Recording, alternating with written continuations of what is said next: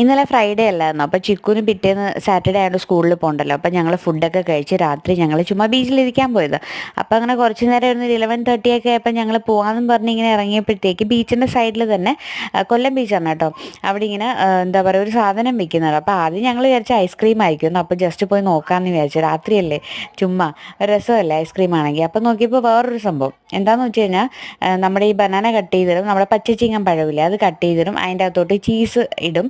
അതിനുശേഷം ഇതാണ് മെയിൻ സാധനം. അവരോട് ചോദിച്ചപ്പോൾ അവർ പറഞ്ഞു ബട്ടർ ഗുൽക്കണ്ട് എന്നാണ് ഈ സാധനത്തിൻ്റെ പേര്. അപ്പോൾ ഇതാണ് മെയിൻ സാധനം, നമ്മുടെ റോസ് പെറ്റൽസിൻ്റെ ജാം. അത് അതിൻ്റെ അകത്തോട്ടിടും. പിന്നെ വൈറ്റ് എള്ളാണോ അതോ വാട്ടർമെലൻ സീഡാണോ എന്നറിയില്ല, അതും ഇടും. പിന്നെ നമ്മുടെ ഐസ്ക്രീമും കട്ട് ചെയ്തിടും.